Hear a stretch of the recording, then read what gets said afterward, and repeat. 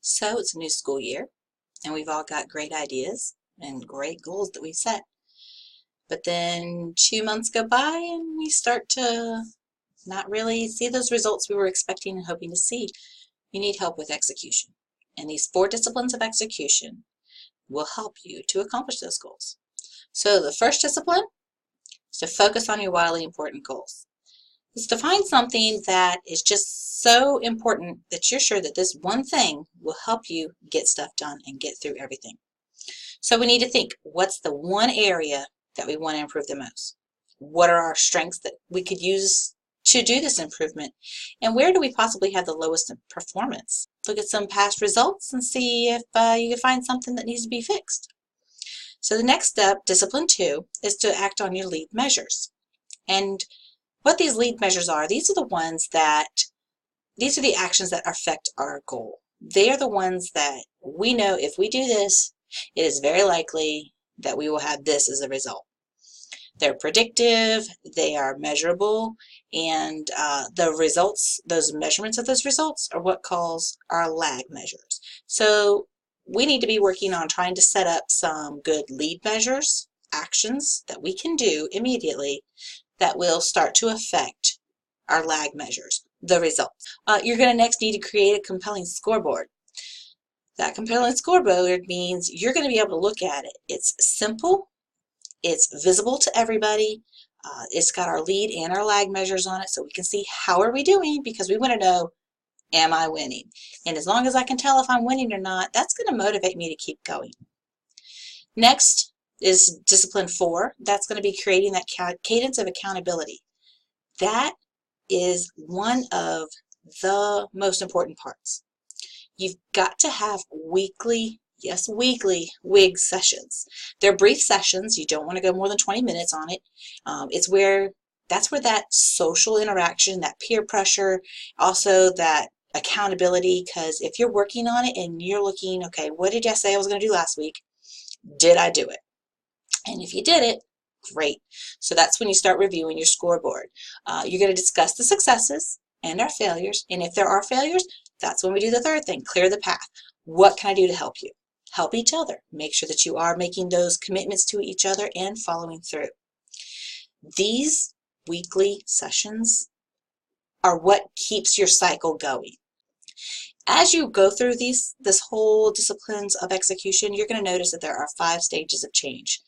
Stage 1 is when you're getting clearer. You're looking into your result. You're looking and setting it up. So that's where you're going to have your first, second, and third disciplines. You're going to start setting them up, which is where you're going to, stage 1, you're going to identify what your WIG's going to be. You're going to identify your lead and lag measures, and you're going to start building your scoreboard.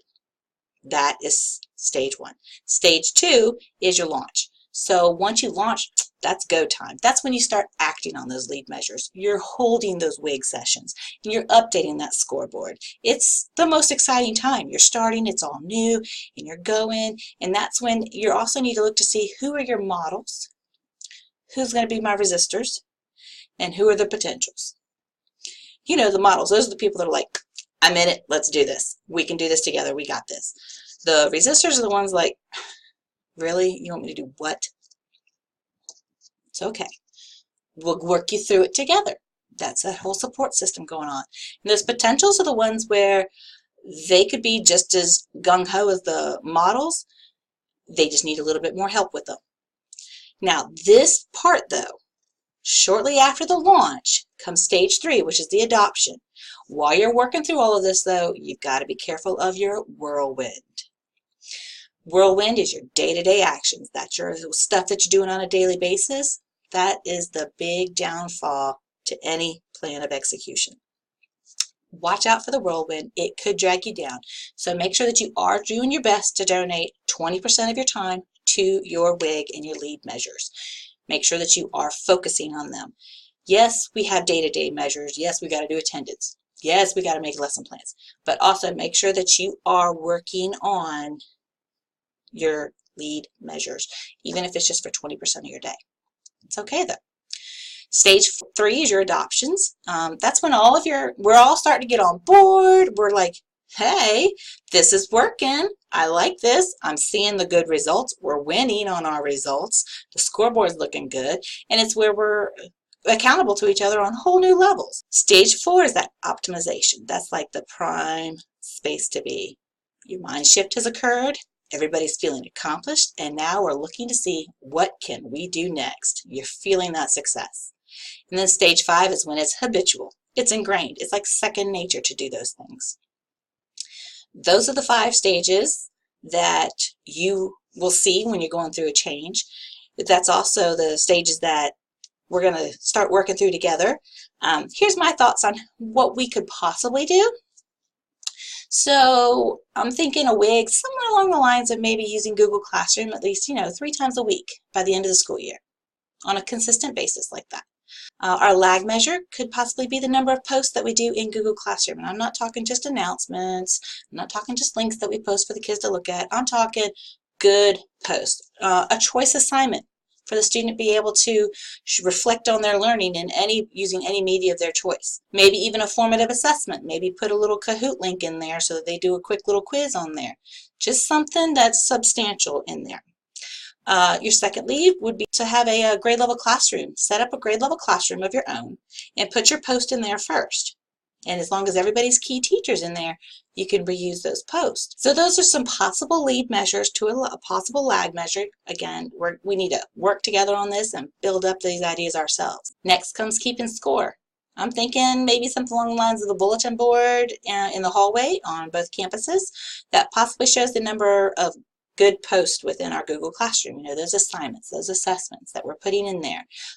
We could either group it by grade, or we could group it by subject, or we can group it by grade subject. Y'all let me know.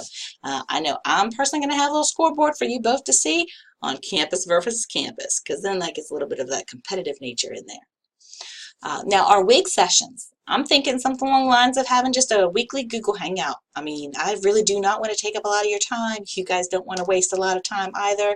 Just a quick little 15-minute Google Hangout. It can be done during your planning period. We could decide to do it right in the morning before school starts, or we could do it in the afternoon just as it ends. I would love to hear y'all's thoughts on this. So those are just my thoughts. You let me know what you think about us working together to reach that big, hairy, audacious goal of having more of a technology-rich environment in our classrooms. So let's have a great school year, guys.